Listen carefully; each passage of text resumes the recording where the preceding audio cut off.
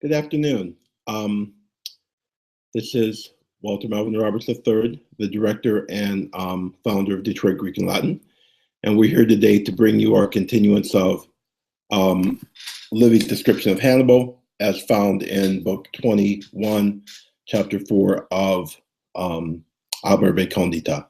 Okay, so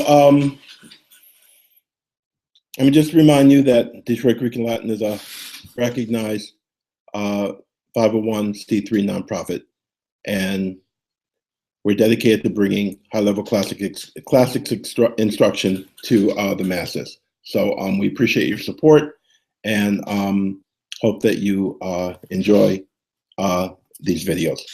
Okay, much like last time, I'm going to begin, since this video is meant for beginning students, with a review of the vocabulary of the passage.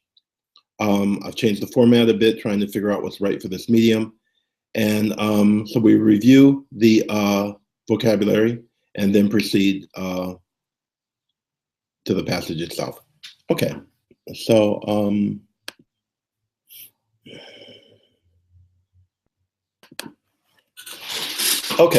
our vocabulary of this passage begins with the verb to send. So I've changed the format in that I'm going to just put up the English word first, and then we'll fool with the Latin a bit. So mitto, mittere, misi, misum, mitto, mittere.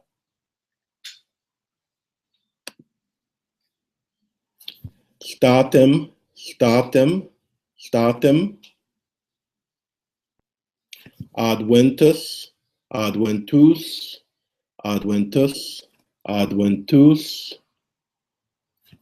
Convertere, convertere, convertere.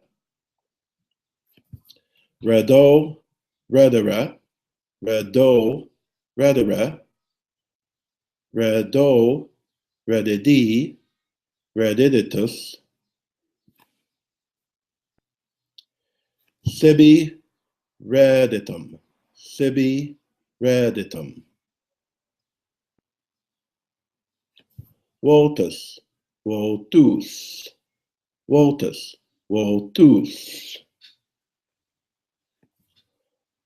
Oculus, oculi, oculus, oculi. Habitus, habitus, habitus, habitus. Os, oris, os, oris. Lineamentum, lineamentum. Lineamenta, lineamenta. Intueri, intueri. Momentum, momentum. Favor, favoris, favor, favoris. Concilio, conciliare, concilio, conciliare. Ad favorem conciliandum, ad favorem conciliandum. Parere, parere. Imperare, imperare. Habilis, habile, habilis, habile. Haud facile, haud facile. Discerno, discernere, discrevi, discretus.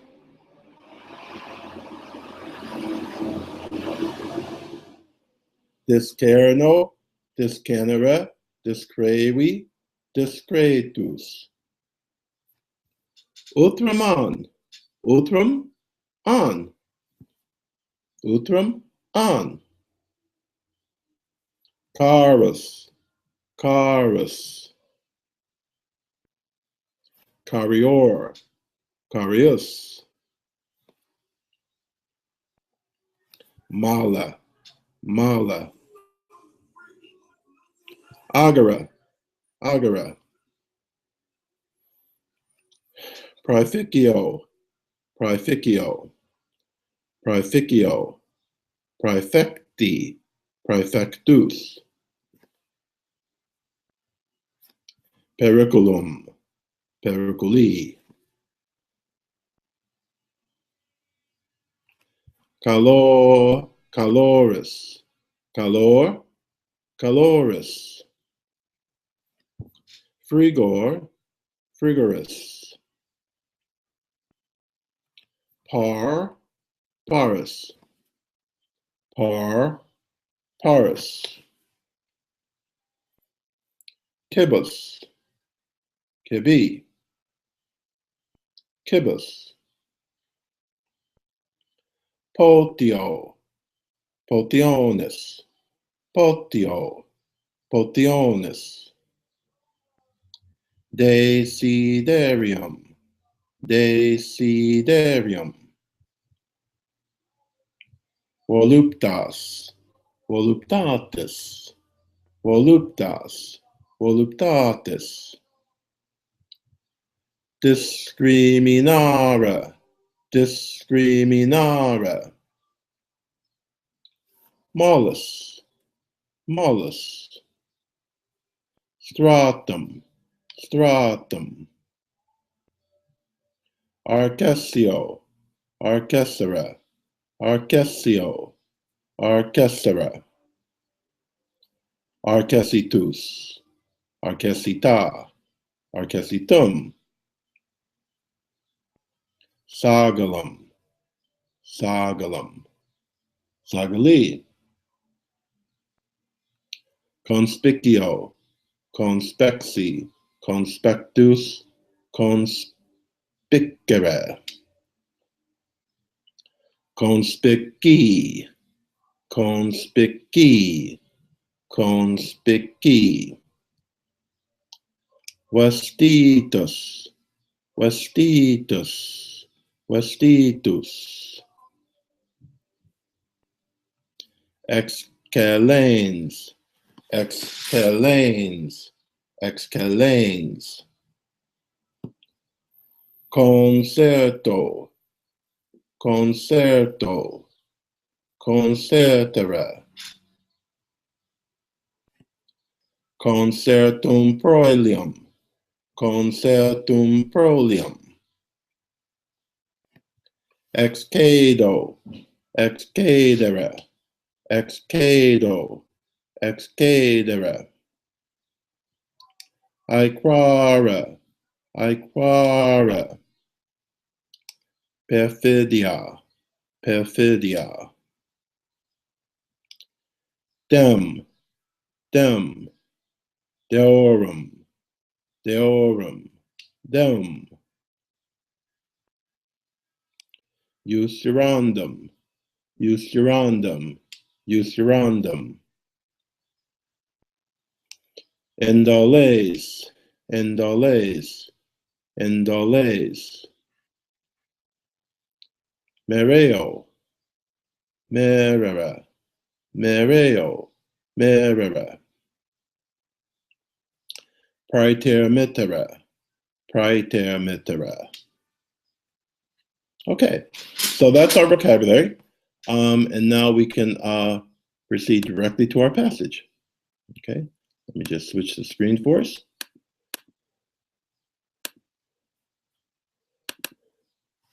Okay, so I'm going to begin from the beginning just to make this a clean and complete presentation.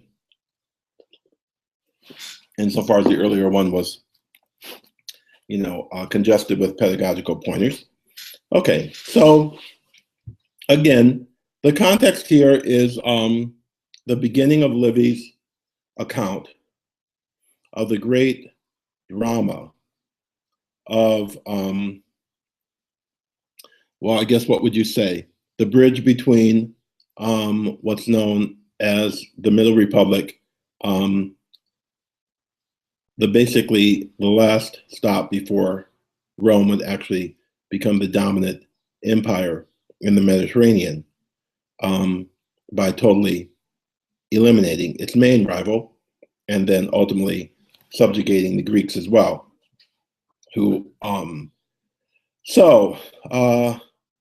We're talking around, what do I want to say? I believe we're at 220 BC, or thereabouts. And Hannibal, the young man, has been dispatched to Spain to join the army of Hasdrubal. Hannibal's father had been the previous commander, had died when Hannibal was a very young boy, and Hasdrubal had taken over as commander, but now Hannibal, I'd say maybe 19, I'm sorry, I'm not precise about these dates or ages, is being sent to the camp by the Carthaginian Senate. Okay, so Mises Hannibal in Hispaniam, primo statem aventu, omnem exercitum in se convertit. And as I explained in the first earlier, when you're attacking a Roman sentence, you really want to identify the subject of the sentence, the main verb of the sentence, and then the accusative object of the sentence, if possible. These three things, subject, object, verb, constitute the main frame. Call them the main frame. And if you're translating a sentence, if you get the main frame right, subject, object, main verb of your sentence or clause, you have a firm skeleton on which to assemble the rest of your translation, because at least that will be right, okay? Hannibal turned the army, okay?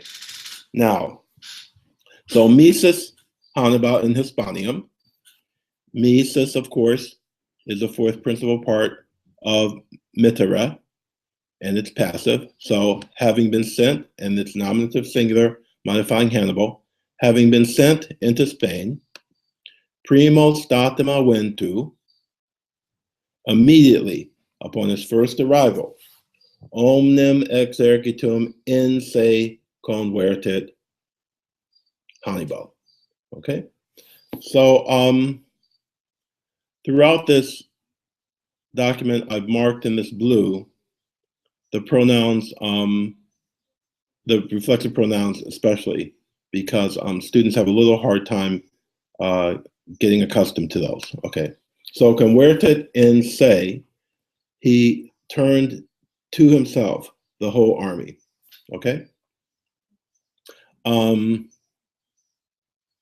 and like I said last time, Livy's account is built on this slow unraveling of questions. I mean, each step of it is propelled forward by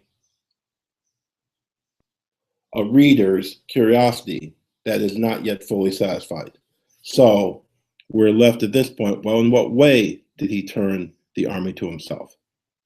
And here we begin a series of historical infinitives that control the action, or that control the narrative.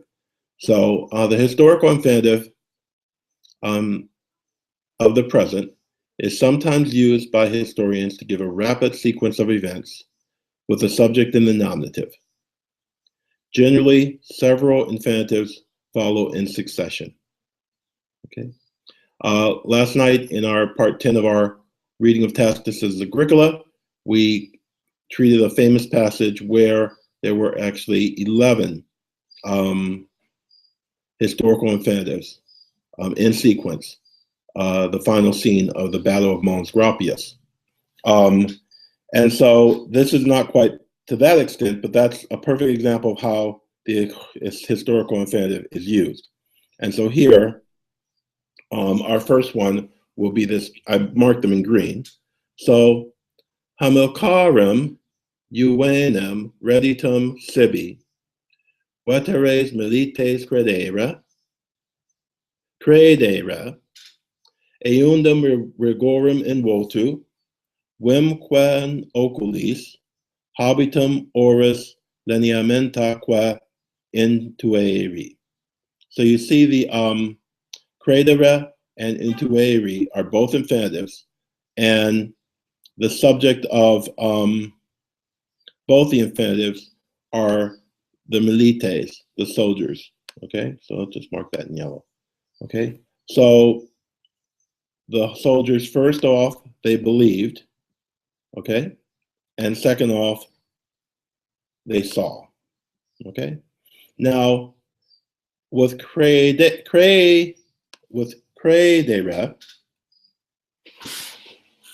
we have what's known as a verb of speaking or thinking.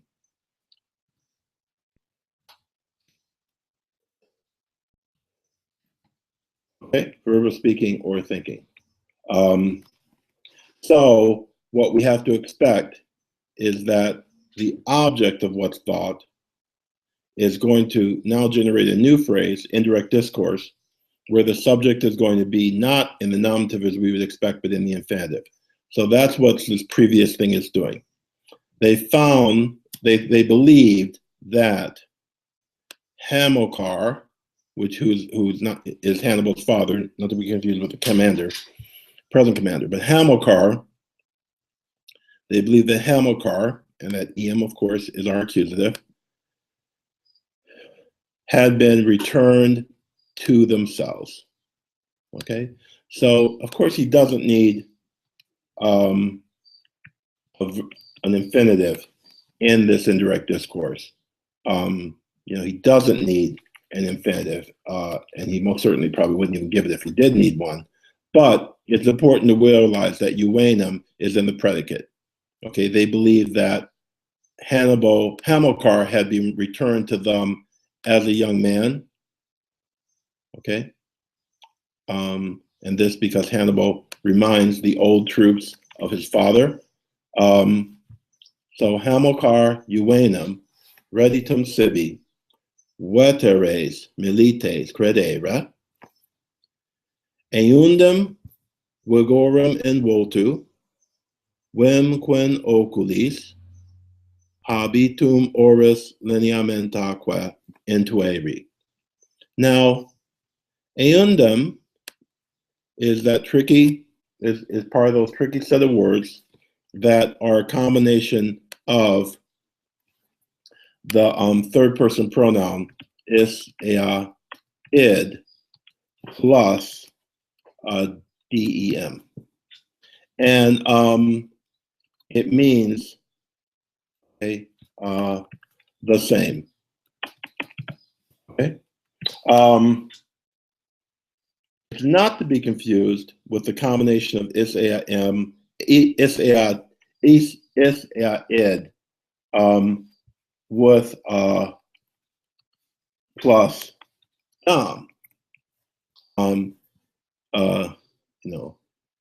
which means a certain person. I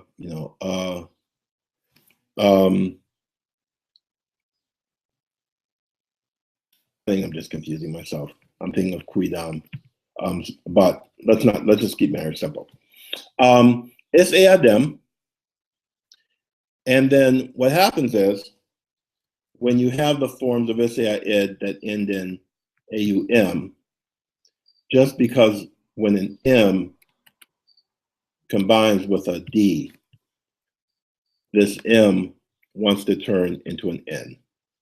Okay, it's a phenomenon called assimilation that occurs between consonants, but it's just important to remember that when you see this form, that m has become an n, so it's really not that hard to recognize. Okay, and just like all of these forms, they can be either serve as pronouns or as adjectives. So here, eundum is modifying as an adjective, vigorem, the same power, the same forcefulness in vultu, okay? The same whim in oculis, okay? Whim quen oculis, okay? And even the same, we are to suppose, habitum oris lineamentaque, okay? The same look of the mouth and outline or lines of the mouth, or this could be of the whole face, okay? But there's a striking resemblance between Hannibal and his father, and this is recognized by the veterans, okay? And again, intuere here is, of course, a deponent, so that's why it has this form of the passive infinitive, even though it is active in meaning. So they believed and they saw, okay? Dane, brevi fecit, ut pater in se minimum momentum ad favorem conciliandum esset. Okay, so Dane, and I've marked in orange the connectives and conjunctions, but then thereafter, okay, and brevi is a shortened brevi tempora, ablative of time, length of time. So in a short while, Hannibal, he made it the case, a fecit, and of course, Livy's not going to repeat Hannibal or mention Hannibal, but that Hannibal is contained in this ending here. But then he, in a short while, made it such that, okay, or worked it out, made it happen that, ut, pater in se, minimum momentum, ad favorem conciliandum esset. Okay, so the father in himself, and again the reflexive pronoun pointing back to Hannibal, the subject, the father in himself was, esset, was of very small importance with a view to winning the applause or the approval, and needless to say, the approval of the soldiers. Okay, so Dane brevi fecit ut pater in se minimum momentum ad favorem conciliandum esset. Okay, nunquam ingenium idem ad res diversissimas parendum atquem parendum. Okay, so never did anyone see the same, so idem, it's neuter, adjective again modifying ingenium, so never was there the same talent. What talent? Ad res diversissimas, pretty much the same meaning, use of ad that we had just above, ad favorem conciliandum, but ad res diversissimas. Okay, parendum ad quim parandum. Okay, now res diversissimas, of course, is our superlative form of diversus, and res, of course, is plural and it's feminine, and so that's feminine as well. Feminine plural as well. Ad res diversissimas. So, never did anyone have the same genius with regard to things that were so very, very different. Okay? And here, this res diversissimas is now going to be followed by two more specific than exact phrases, in fact, a series of specifications. But I want to point out that parendum and imperandum are both are both gerunds, okay? And they're gerunds in apposition to what have gone on before. So apposition. By apposition, one substantive is placed by the side of another which contains it, okay? So Cicero orator, or Rhenus flumen. But apposition will also occur in a sentence, okay? So apposition to a sentence.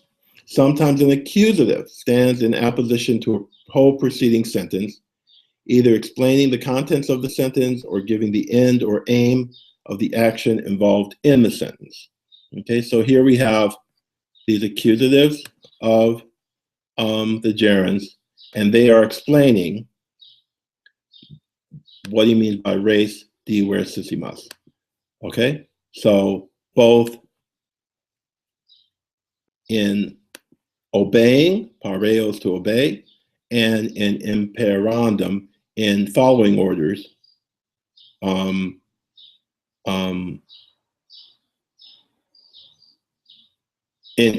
both in obeying and commanding, both in obeying and commanding imperare. Okay, so no mind was ever the same.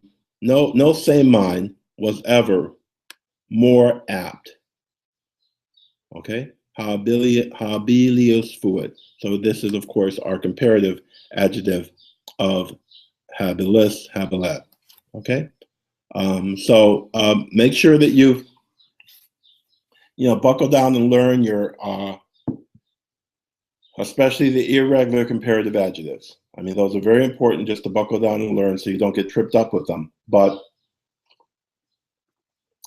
all around, one has to just be on the watch out, because the signal for the comparative is actually very subtle, and it takes a while to get used to it.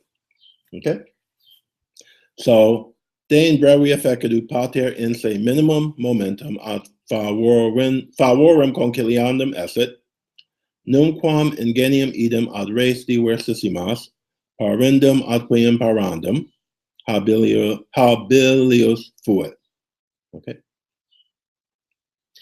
Itaque haud facilet disceneres utrum imperatori an exercitui carior esset. Okay, so here in this first verb, discerno, discernere, to tell the difference, okay, we have an imperfect subjunctive. And the imperfect subjunctive is very easy to recognize because it is simply the infinitive of the verb with the personal endings attached, okay? So, not at all easily would you recognize, would you discern, would you be able to tell, utrum imperatori an exercitui carior esset. And of course, again, the subject that doesn't need to be stated is Hannibal. Whether Hannibal was dearer, another comparative, to either, which one was he dearer to? To the commander or to the army? You couldn't even tell. So this is a very specific use of the imperfect subjunctive, which usually occurs very often in the second person. So from Gildersleeve, 258, the potential of the past is the imperfect subjunctive. Chiefly, it is used in the ideal second person, an imaginary you. Okay? So here, Livy brings the reader, the audience, into the description itself by partially addressing, actually addressing the reader. And so you would hardly be able to tell whether Hannibal was more dear to his commander or to the army. Okay? And now he explains that. Neque Hasdrubal alium quinquam praeficere male, ubi quid fortiter ac strenue agendum esset, neque milites alio duce plus confidere audere. Okay, so here we have in these greens our historical infinitives continuing. Okay, in this passage. So neither did Hasdrubal prefer, okay, historical infinitive, so we have a nominative, which is the subject of the infinitive. Did he prefer to praeficere, to put in charge anyone else? Alium quemque, okay? Alium quemquam, sorry. Neither did Hasdrubal prefer to place in command anyone else when anything had to be done with energy and strenuously. It had to be with bravery, fortiter, ac strenue. These are just two adverbs modifying agere, agendum, okay? And this quid agendum is actually, with esset, is an accusative gerundive, saying what ought, and the idea is what ought or should be done or must be done. So when anything had to be done, especially bravely or with special energy, will be quid fortiter ac strenue agendum esset. Okay, and I like to mark the conjunctions because they're so important in putting together how a passage works. So we see here, neque, which works upon the earlier utrum imperatori an exertui, because now he picks that up, okay, by saying, speaking first of the commander and then of the soldiers. And so neque Hasdrubal, alium quemquam praeficere mala, ubi quid fortiter ac strenue agendum esset, neque milites, alio duc plus era. Okay, so neither did the soldiers, and here again, historical infinitives with the following the nominative subject, neither were they more confident, nor were they more daring or more daring, okay? Neither were the soldiers more confident or more daring, alio duce. And alio duce is, of course, the ablative absolute, or like what I like to call just an ablative circumstance, nor were they more confident or daring under any other leader. Okay, alio duce. Okay. So that almost is a break, because now Livy breaks into his the real description as such, okay? Okay, or or what I could almost call it the catalog of Hannibal's qualities. So, and notice how he is beginning these clauses with the same with repeating words to begin clauses. Neque, and now he's going to have plurimum, okay? And again, like I say, you want to be aware of your irregular comparative adjectives. Multus plus plurimus. Okay, multus plus plurimus. You really need to nail those down because they're all over the place, and you don't want to be tripped up by them. So Hannibal had, we just have to assume that, plurimum audacii, and this is genitive, audacii, the very most of courage ad periculum capescendum, okay? When it came to facing danger, okay? Ad pericula, or facing dangers, I should say. Literally dangers being faced, because remember that the gerundive is always going to be a passive construction. So he had the most of audacity in or with regard to dangers being faced, okay? And plurimum consilii inter ipsa pericula erat. And the most likewise of counsel amid those same dangers, okay? So now this is a very important contrast here, because Livy's contrasting Hannibal's physical courage with his ability to also keep his head and think clearly in amid those same dangers. So really he's showing that he has the emotion, or as Plato would say in the Republic, the spiritus, he has the thumos, but he also has the concilium of a philosopher king. So he has both the thumos of a guardian and the concilium of a philosopher king from Plato's perspective. Okay, so plurimum, and we'll see later how these certain words take the genitive. We'll see that later. Plurimum audacii, plurium concilii. Okay, so nullo labora aut corpus fatigari aut amicus vinci poterat. Okay, so no labor, by no labor. Yes, okay. By no labor, ablative means, was it possible either out for his body to be fatigued or his soul to be defeated.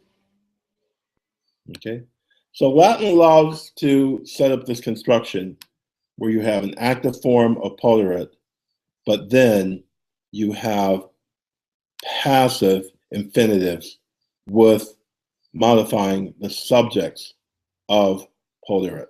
Okay, so you'll see that all the time. Okay, contrary to English idiom, but it's very common Latin idiom. Okay, caloris at frigoris patentia par, cibi potionisque desiderio naturali non voluptate modus finitus. Okay, so his tolerance was equal. His tolerance, caloris ac frigoris, of both heat and cold, his tolerance was equal. So we're still hanging on this main concept, or this kind of key concept, ad res diversissimas. Okay, this wide versatility of Hannibal. Okay, so caloris ac frigoris patientia par, cibi potionisque desiderio naturali non voluptate modus finis. So modus finitus. Okay, so modus is a very important word, and it means like the amount, but in other contexts it will have a fuller moral concept. But here, it's really kind of neutral. But this notion of his amount of conception, finitus, was defined or limited. Okay, his amount, cibi potionisque, his amount of food and of drinking was limited. Okay, and this is from, it wasn't in our vocabulary, I apologize. Finire, which is to limit. This is, of course, the passive participle. Was limited. Okay, his intake of food and drink was limited. Okay, not by pleasure, but by natural desire. Okay, so what's that saying? It's saying he didn't eat, he didn't drink for pleasure's sake, but he was restrained and only drank and ate insofar as his body actually needed sustenance. Okay, so this is again a mark of his self-control. Okay, vigiliarum somnique, and vigiliarum, vigiliae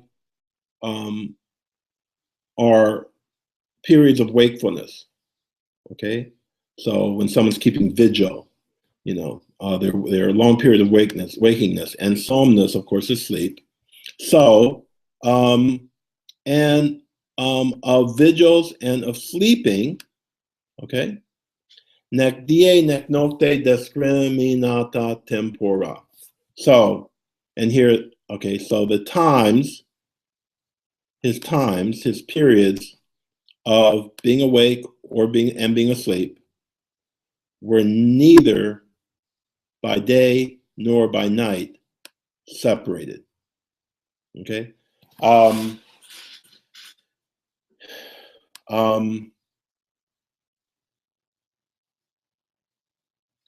and what this is saying is that you know, he didn't have to, he didn't let day or night control when he slept or was awake.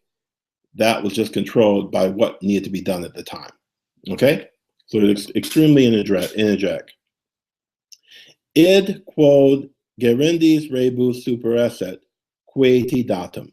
And the id is referring back to tempus, the neuter. And that which was superesset was left over, okay? When things had been transacted, okay, and this is a dative gerundive, and it's generated. The dative is generated by this prefix super, okay. So, and that which was left over, okay, when things were been done, was given datum quieti, was given to resting and quiet. Okay. So he always put getting his job, his work done first, and it was only when gerendis rebus, when things had been done, that he gave, allowed himself quieti. Okay. And Ea has referred to quies, which is feminine. Quies, which is feminine.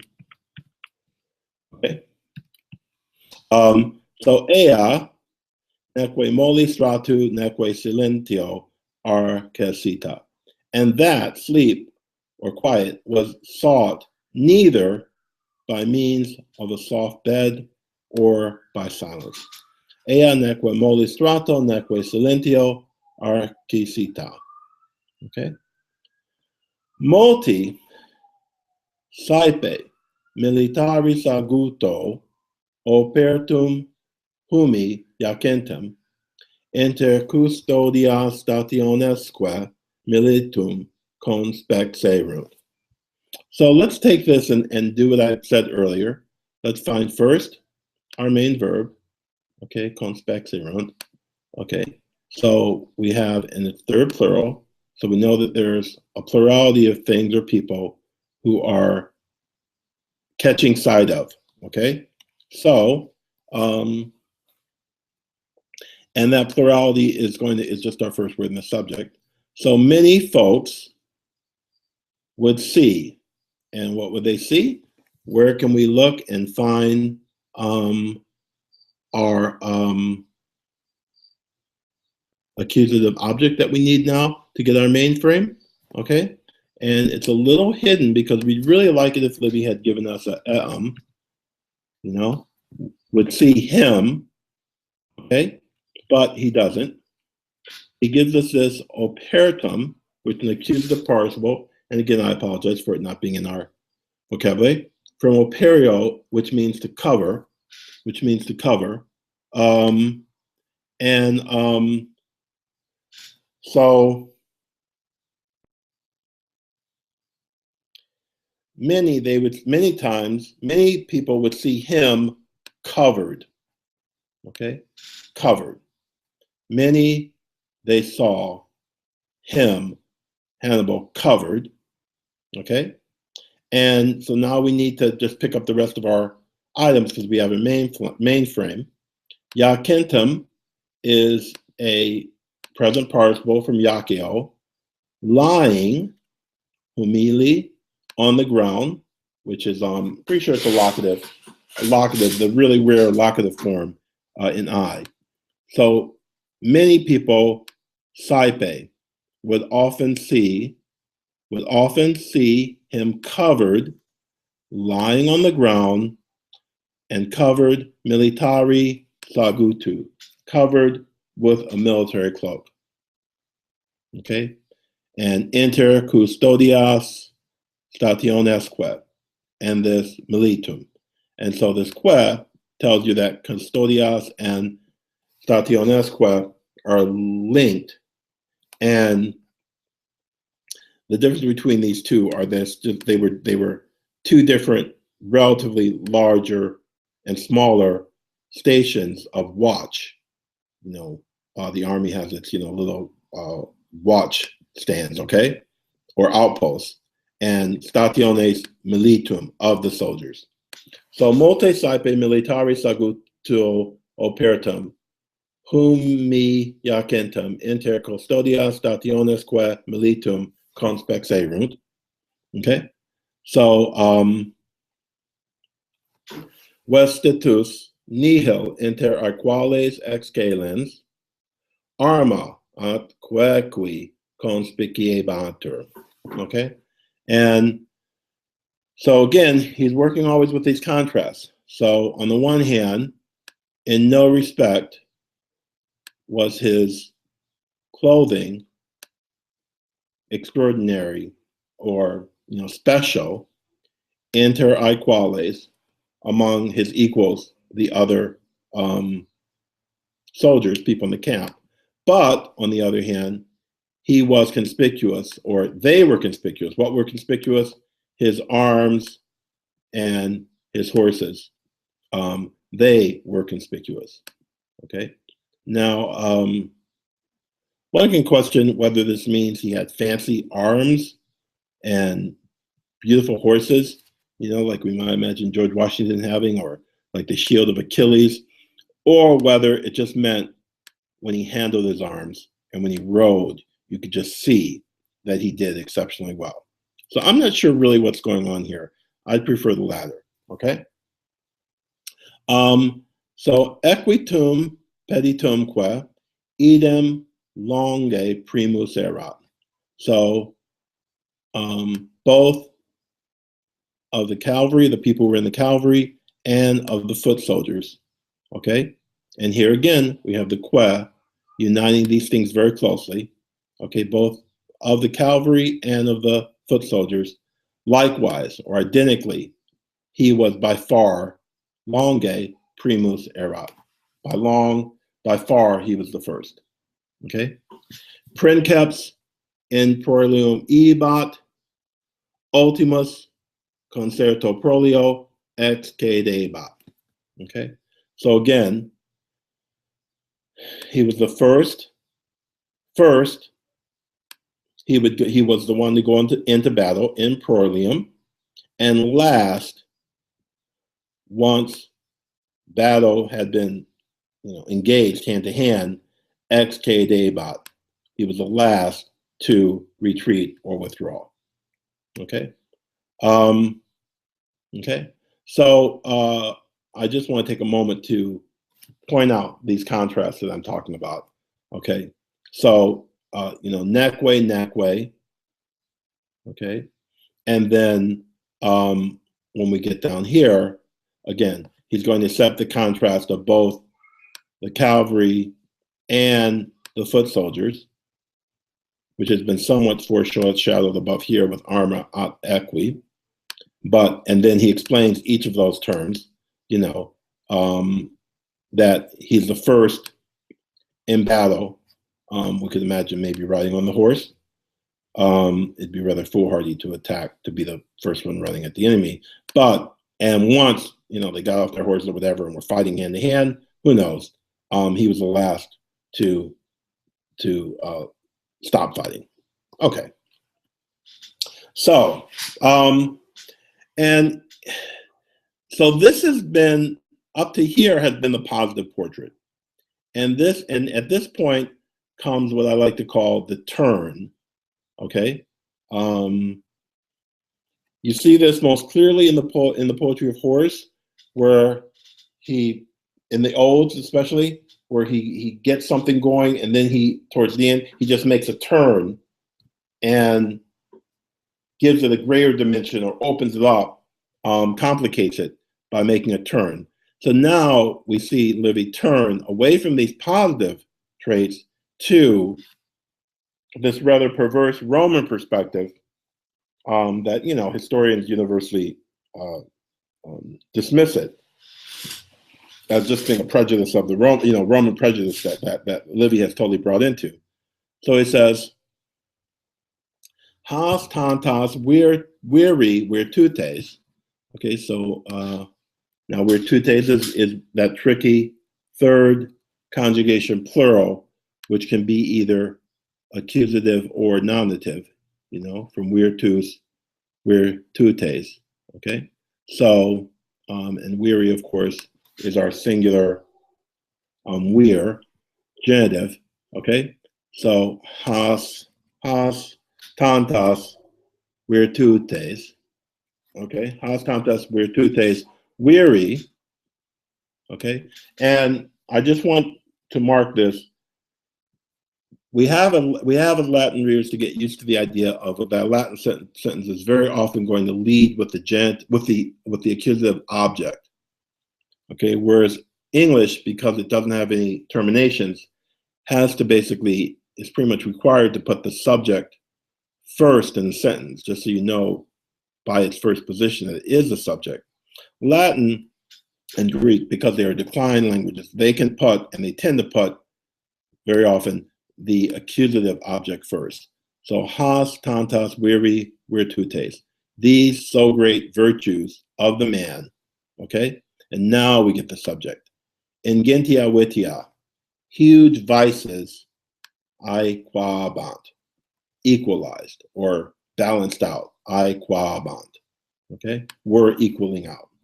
Okay, and now if you notice, and I want to put this out.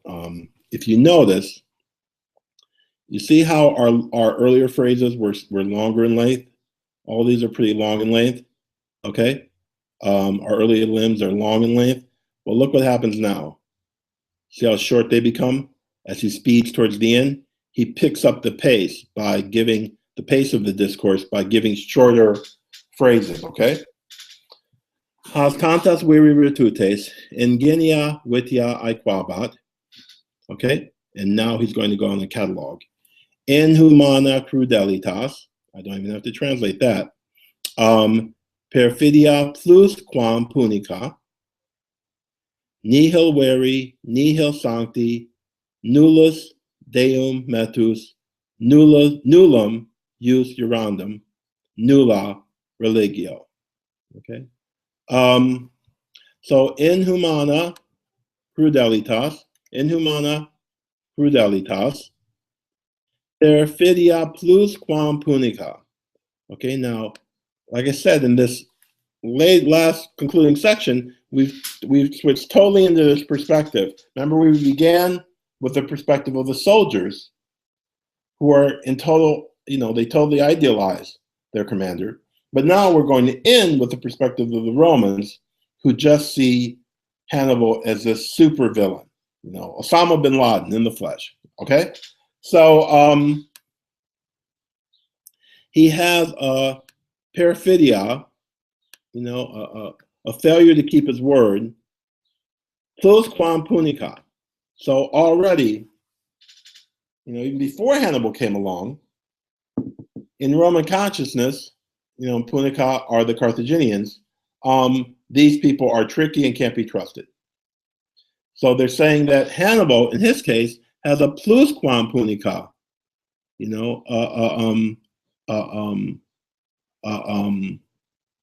perfidia, even surpassing that you would usually expect of a Carthaginian. Okay, and now you get this series of words. This is a rhetorical technique where you have basically the same word or a slightly different version of the same word beginning each of your little units. So I could have even done this.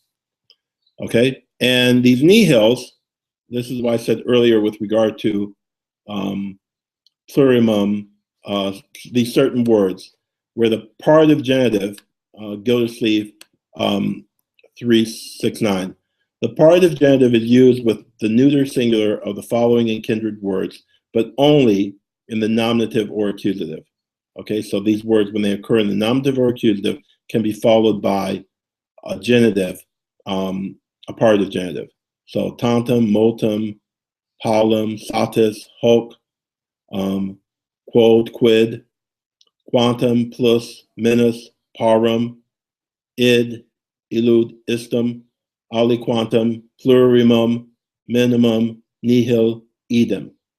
And so this is a good thing to be aware of because you'll see it again and again. Okay, so here we have nihil, nothing. Nihil veri, genitive, partive genitive. Nothing of true, nothing of true, nothing of holy, sancti. Okay, nullus, and nullus here is modifying metus, fear. No fear of the gods. And we saw in our vocabulary, this is a abbreviated form of deorum. No, nullus metus deum. Nullum usurandum. Again, nullum is adjective. No loyalty to an oath, and nulla religio.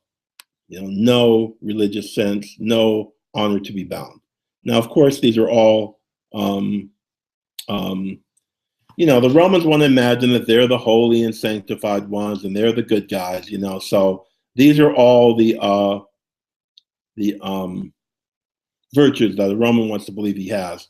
But it wouldn't take much of a look at Roman history to see that there were many departures from these virtues, but nevertheless. And so Hannibal is denied these.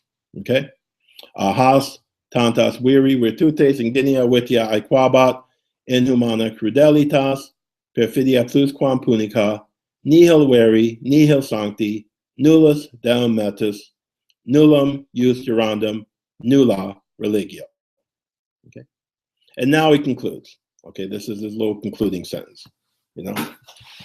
Cum hanc indola virtutum atque vitiorum triennial sub Hasdrubala imperatora meruit nulla re quae agenda videndaque magno futura duci esset praeter missa. Okay, so let's start just by, cum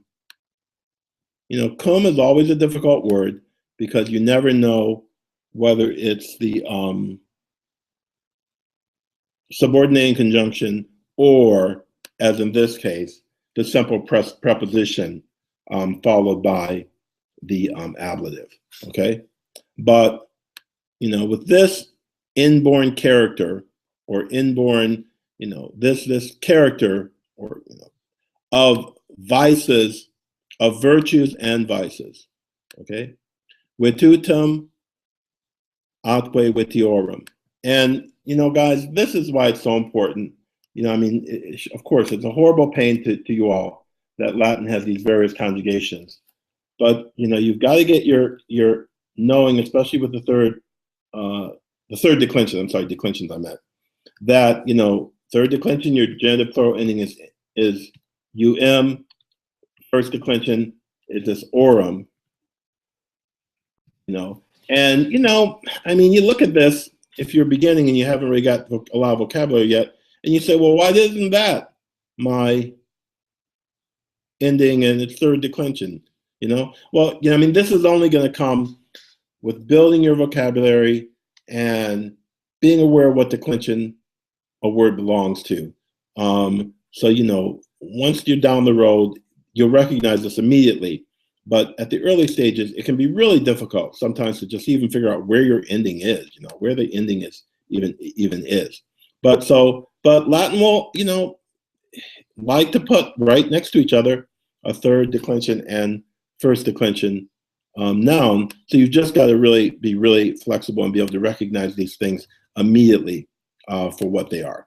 Okay, so hanc cum hanc indola virtutem adque vitiorum triennio, and we could have supplied anno, for 3 years, okay, for a 3-year period, okay, meruit, he did military service, okay, sub Hasdrubala Imperatora, under Hasdrubal as his commander, okay, and Hasdrubal, like I said, was the successor to Hannibal's father, okay. Nulla re praeter missa. Now this is interesting because remember last week I talked of sandwiches, okay. A sandwich is where you have some element that could go together. You have the bun. Well, let's do it this way. You have bun, you have meat, you have bun, okay? So here are our buns, okay? Here and here are our buns, okay? Having passed up or admitted, okay, or omitted no thing. But actually, of course, praeter missa is passive. So no thing having been admitted, or no thing having been omitted, okay? And what things are we talking about? Okay? Things, no thing which was agenda videnda que. And again, we have que, uniting these two things very, very closely. And we also, again, have our gerunds with the verb, actually gerunders, I'm sorry, because they're modifying quae, okay? Which things ought to be done or ought to be seen, okay? Okay, by a leader who futuro was going to be great, okay? And most of you should know by now that futurus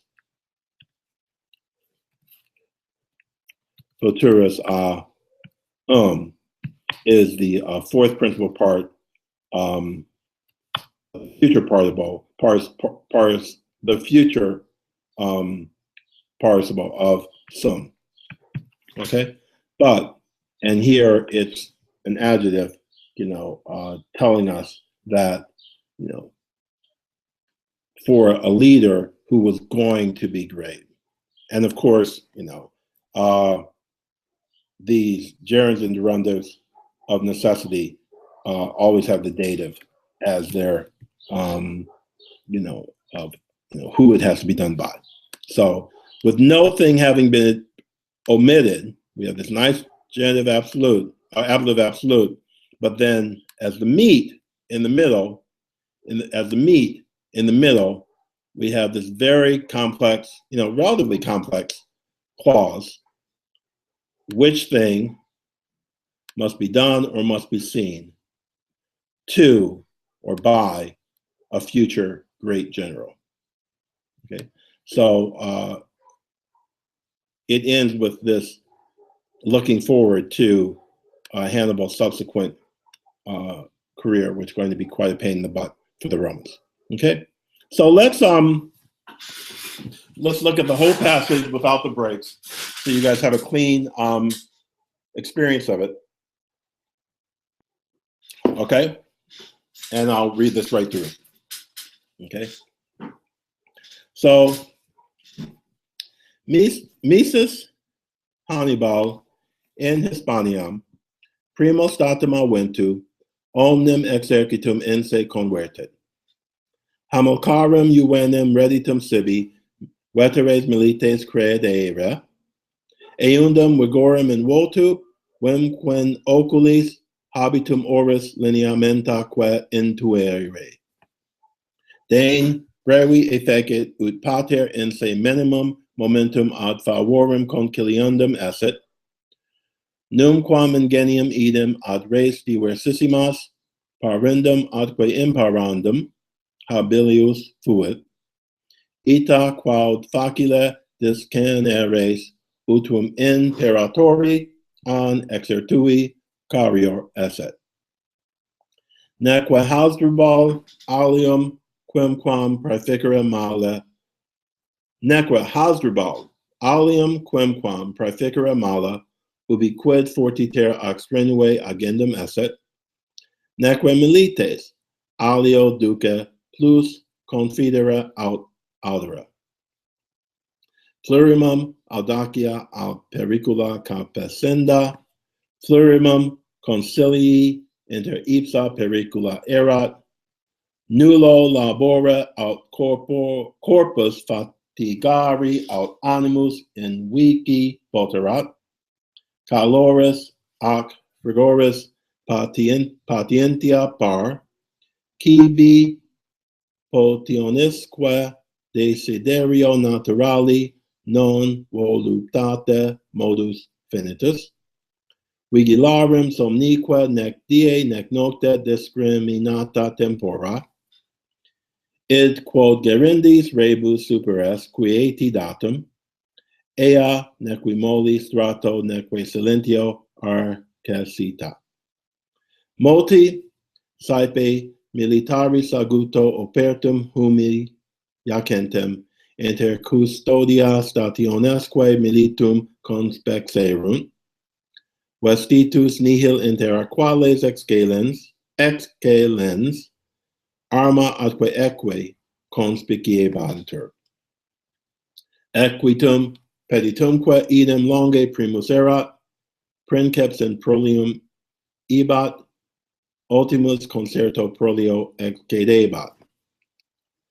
Has tantas viri virtutes ingentia vitia aequabat, in humana crudelitas, perfidia plusquam punica, nihil veri, nihil sancti, nullus deum metus, nullum jus jurandum, nulla religio. Cum hac indole virtutem atque vitiorum, trienio sub Hasdrubale imperatora meruit, nulla re quae agenda videndaque magno futuro duci esset praetermissa. Okay, very good. So that's Livy's famous description of Hannibal. Quite impressive, and I hope you enjoyed it. I'm going to cut out and return to you now.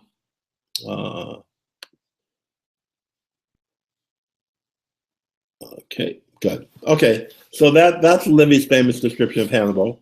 I'm hoping to be able to follow before I head off to Glacier National Park to run our summer program, Greek and Glacier, Detroit Greek and Latin summer program, Greek and Glacier, in the middle of this month. I'm hoping to post a couple more of these selections from Livy. The next one I want to do is the speech of Hanno, the enemy, the person who belongs to the other political party who wants once the war starts to hand over Hannibal to the Romans. And I'll probably before that speech post analyses of at least one or two of the scenes of the actual siege of Saguntum, which are really, I mean, Livy's battle scenes are really quite well drawn. And needless to say, he wants to get off with a bang in beginning to account the Hannibal Wars. So thank you for watching, and I hope you enjoyed that. I'll see you soon. Okay, voila.